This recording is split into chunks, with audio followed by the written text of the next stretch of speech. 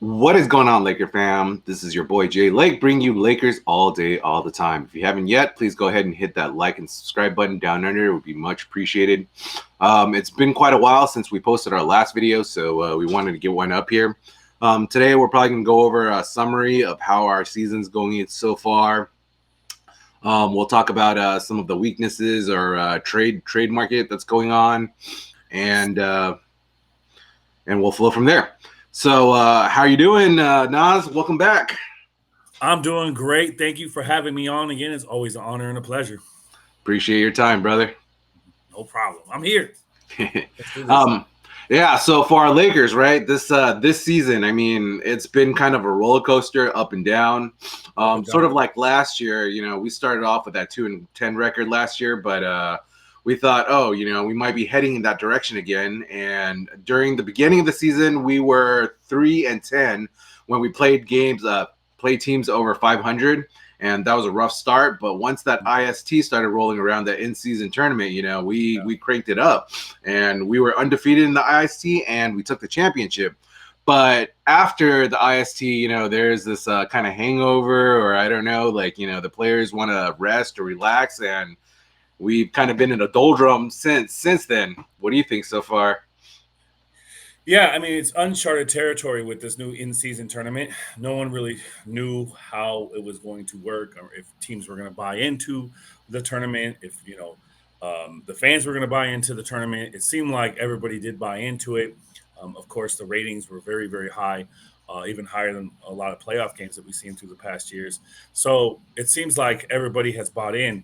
A lot of people have said that LeBron James really set that tone. I mean, the Lakers were undefeated, and their win differential point total was like insane, and their best games this year have probably been in the in season tournament. So they really stepped it up, especially as you saw with the last two in season tournament games.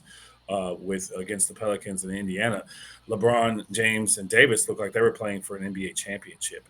Their demeanor, their intensity, and of course their success was a lot different than the games that weren't in season tournament games. So you have to think that we are a team that you know presses steps on the proverbial gas pedal when we need to, and that was shown again during the in season tournament, much like the late season Laker run, and then of course the run into the playoffs last year. So I think that we can feel really good about that because we are a team that when we need to, we can turn up the defensive intensity, and obviously we dominated on the inside, on the boards, and in the paint offensively during the tournament. So that is something that I feel like is very uplifting for Laker fans, and something that we should feel good about. Now, the hangover that we're suffering, I think those were trap games. You got a three game road trip. Right after I think they had 2 days of rest, but they were in Vegas. They came back to Los Angeles, then flew to Dallas. I think that that was a game where Dallas probably were licking their chops. They knew that there was going to be a little hangover for the Lakers. We had also had some bumps and bruises and some injuries from the in season tournament, probably, and the intensity that included. Um, Dante Exum had a game of his life that I think a lot of us thought he was going to be like this type of player 5, 6 years ago, 7 years ago when he got drafted and was a lottery pick. That was just kind of an apparition, I feel. Obviously, Doncic causes so many problems. And then you have the Spurs, who lost 17 and 18 games in a row, and were looking for a team that was, taking them for granted, having injuries like we did in those two games where we had LeBron and Davis out. So I think that those were kind of trap games, and games that I kind of knew that we were going to have a lull, and weren't up for didn't they weren't big state games for the Lakers. So I don't take a lot.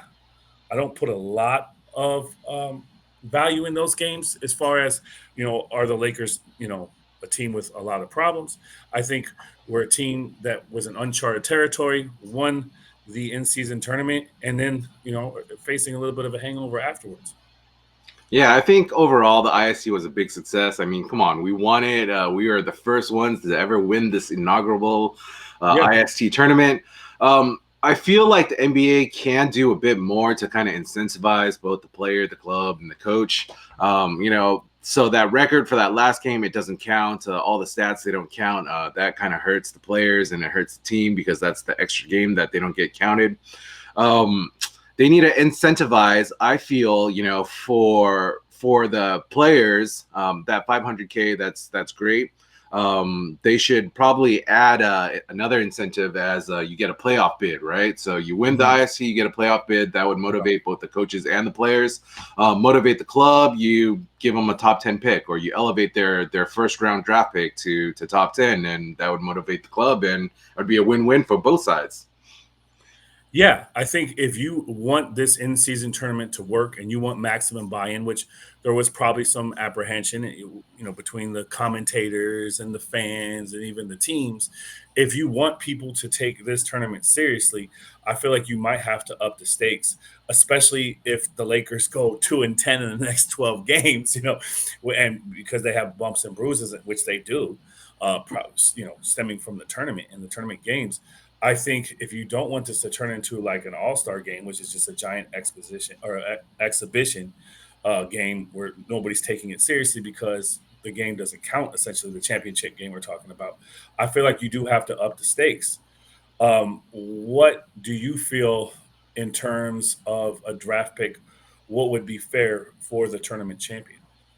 Yeah, I mean, the All-Star game, that's a good point that you make because that whole thing is inundated, right? I mean, nobody really watches like the 3-point or the slam dunk. Like they need to revamp that whole thing because not like it used to be. Yeah, it's not worth anything. There's the only thing you get is like really clout, and no players really care about that. You get the bumps and bruises, but you get no incentive. So it's like, what's the point of even playing out like that?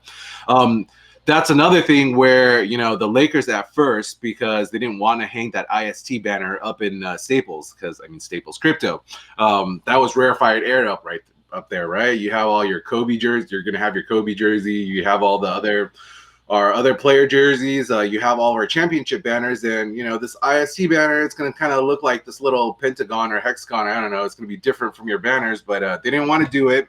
NBA Silver, they forced him to force the Lakers to hang that banner up there.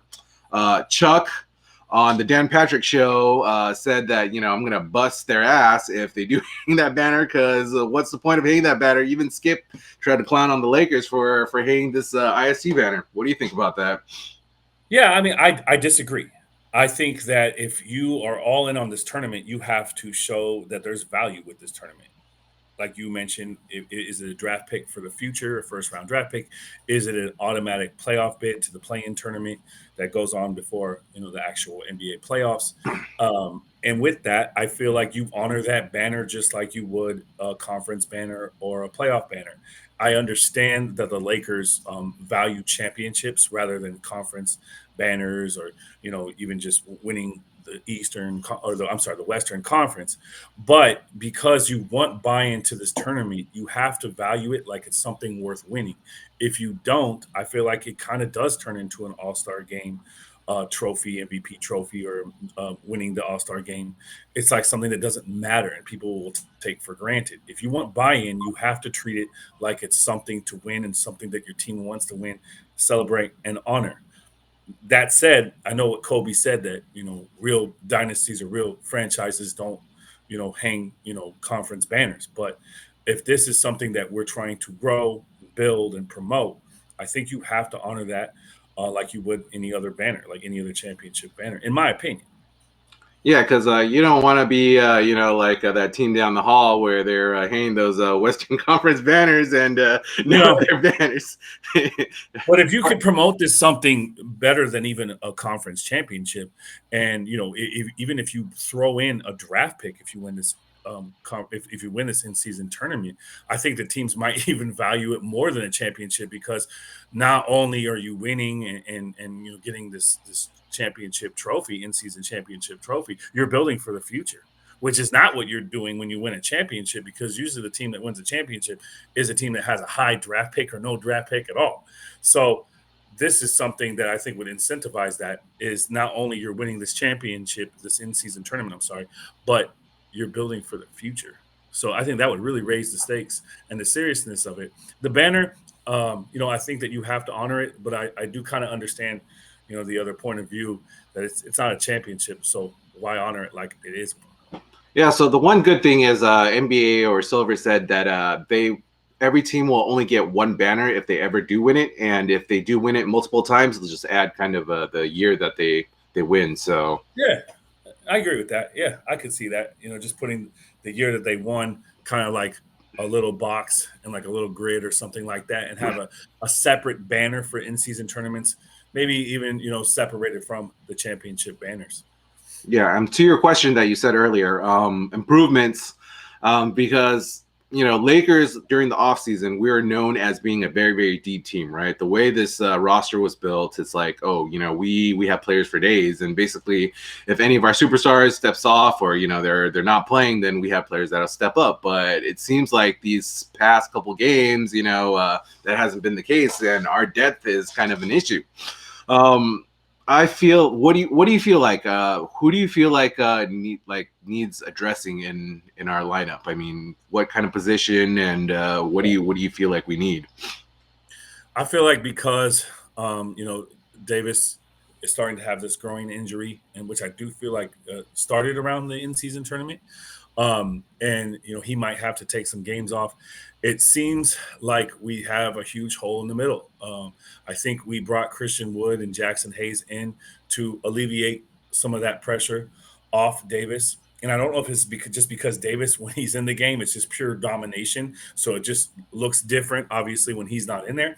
But I can pretty much say with confidence that Jackson Hayes hasn't lived up to the hype or the hope that we thought, he would develop into as a player. And his consistency doesn't seem to be there, or his, offensive defensive skill doesn't seem to be like, comparison like a JaVale McGee or Dwight Howard in the past. He doesn't change. He doesn't change shots. He doesn't seem like he's a person that really scares the offense and changes, how they, set up their offense. So I think that might be something that we can address with a player that might get waived from another team. Especially closer to the trade deadline. Maybe a team that's trying to blow up their lineup altogether, like a Chicago Bulls. So maybe a player like Andre Drummond, who does have playoff experience, who has been around a lot. He might be that player, at least with rebounds. I know that can really fill in some of the gaps for Davis. So he might be an option. I think it's going to be a player from a mid-level exception, or a player that we get from a trade that wasn't the focal point. But I think we need to address our reserve center problem soon, because it seems like as soon as Davis, gets out the game, or if he's not playing, the point of attack is to attack the paint, whether it's to kick out or get easy buckets around the paint. The point is to attack, especially when Davis is not on the floor. Yeah, I agree because with our superstars LBJ, AD, they're getting 30 points each, double double, triple double. So between the two of them, that's like 50, 60 points, easily 15, maybe 20 rebounds. That's a big hole to fill whenever they're off the court, and it reflects that whenever they're not playing. Yeah. And like you said, whenever AD is out, Wood and Hayes are not cutting it. They're not that defensive presence. They're not that kind of twin tower effect, or not even like Dwight Howard and what JaVale McGee brought to the Lakers. No, so not at all. Yeah. So maybe a veteran option like an Andre Drummond would, fill that void a little bit better than you say a Jackson Hayes, who just he didn't do too well the first time around. He kind of fumbled the ball quite a bit. And that's true. I didn't feel like he got a long enough time to really get into the ebb and flow of our team. That was a different season with a different team and it was like the COVID era. I think our team had already fallen flat at that point. I do understand that. So maybe another younger big man, maybe younger than Andre Drummond, might be better, might be able to fill in that void. Are there any names off the top of your head that you think could fill in that void better than Drummond? Yeah, there was a interesting tidbit out there about the Grizzlies. Ja Morant's coming back, and they're going to let go of Kenneth Lofton Jr. He was an undrafted prospect, 6'7" big man, 300 pounds. So he's pretty big, kind of like Big Baby Davis, almost like type. Big Baby Davis. Yeah. He dropped 30 34 points on OKC, so he Yeah, would be a good scorer, like interior presence, like big man. Even though he doesn't have the height, but he could box yeah. people out and push people around. A poor man's Zion Williamson, you're saying? Yep. He would be vet minimum as well, undrafted, so that would work well with our 15th roster spot. Yeah, I mean, I think weight might be an issue with him or being in shape. Obviously he's a little bit inconsistent offensively. I would like to see what he does after that 30-point game. That team also just doesn't have a lot of offensive options, so somebody has to pick up the scoring that is lacking on that team. Uh, since Morant isn't back yet. But yeah, I could see that as an option. But does that really help us with the shot altering, really tall center, lengthy kind of JaVale McGee type that really, has a presence in the paint? I don't know if Lofton fills that void. I feel like you know the Lakers. We kind of went both ways. We went Damian Jones because we wanted that big, lanky kind of shot Yeah, blocking. That didn't yeah, work out. Then we're like, yeah. all right, let's go with a more veteran presence. That's why we went to Andre Drummond, and that didn't work out too well. So kind of we are where we are now. I mean, for the Bulls, okay, so there's currently, the whole entire NBA, they're watching fire sales, right? So Bulls, you have the Wizards, you have the Jazz, you have the Raptors, and there's some key players on their team that everybody's watching out for. So it's Zach LaVine, DeMar DeRozan, Caruso, like you said, Andre Drummond. Then you have like OG Anunoby, you have Pascal Siakam. And for Wizards, you have like backup point guard Tyus Jones. They have Denny Advidja, Corey Kispert. They're all options. Yeah. Tyus Jones probably is the most enticing of those names that you listed because he picked up during Morant's first gun suspension last year in February or early March, was it? He picked up a lot of that load. They actually didn't really have a drop off for that suspension with Morant because Tyus Jones really, really picked up the kind of the leader, the on court leader, and a lot of the scoring that of course they didn't have when Morant was out. So you could see him as an impressive person. Now he's over there in that disaster of an organization with the Washington Wizards. So that's neither here or there. I know he's doing pretty well solidly offensively. That is a player that I really feel would work well with a LeBron James, with a Davis, because he's a player that doesn't really need the ball all the time, but when you need him to step up, he has that, that gear shift where he can turn into offensive mode. He also seems to be a player that knows how to distribute and get other players involved.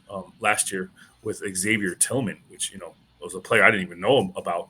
And he was a player that he was, he played well with, and he really got that offense going when Morant wasn't in the game. Which they're, the Memphis Grizzlies are missing this year, obviously. So I think that he'd be an enticing pick. But then there's the Zach LaVine, and that's really enticing. It's the dangling carrot, in front of us. He's a player that we know has all-star capability. He has the capability to take over the game, but his, contract screams Russell Westbrook all over again. And he isn't very young, and he might be coming off his prime in his career. So that could be a major disappointment like Russell Westbrook was. And he's due to make what, 40 million next year in the offseason, and then 40 after that. And then his last year is 50 plus. So we would be paying a lot for a player that might not be what he once was, 2 or 3 years ago. That's a problem with Zach LaVine. So he's probably the biggest name of all those names that you mentioned. Tyus Jones is probably the best option, I think. Yeah, definitely. Especially with D'Lo being floated as the main trade bait, with his Yeah, contract and him waiving that no trade clause because of the yeah, two-year deal that he's on. D'Lo, if we do get rid of D'Lo, we need that that backup point guard, even a starting point guard, and Tyus Jones would yeah. fill that very well. For Zach LaVine, I mean, seems like a lot of the league is kind of put off by Zach LaVine just because of the massive 40 million contract, and it keeps going up year after year on that Not contract. a lot of interest. Yeah, not a lot of interest. Yeah, he's currently sidelined with another injury, lengthy injury history. He's probably not going to play for at least another month or so, and that's off-putting to a lot of teams.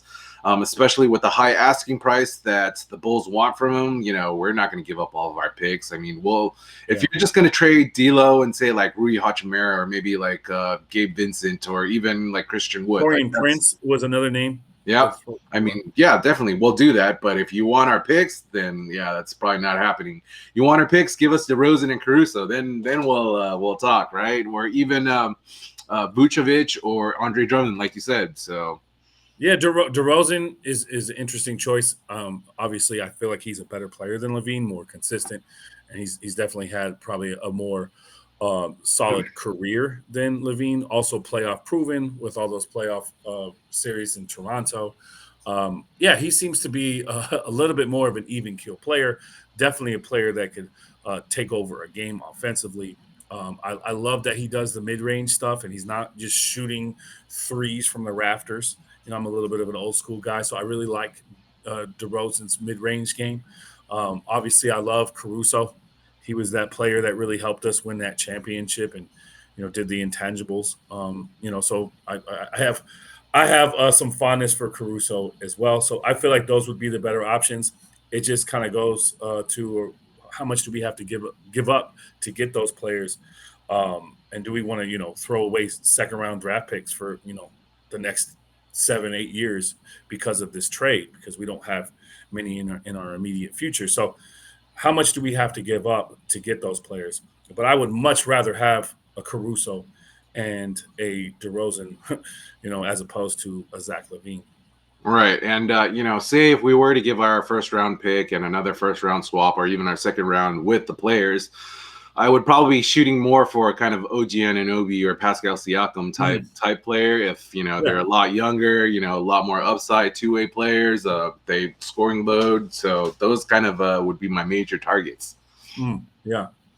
I mean, Pascal Siakam, kind of like a Lamar Odom type of player, can shoot, can pass. Obviously, he can take it to the hole. He hasn't really panned out to what they thought he was going to be, which was a possible replacement for Kawhi Leonard. But he's a really good option. And you have to think about our future.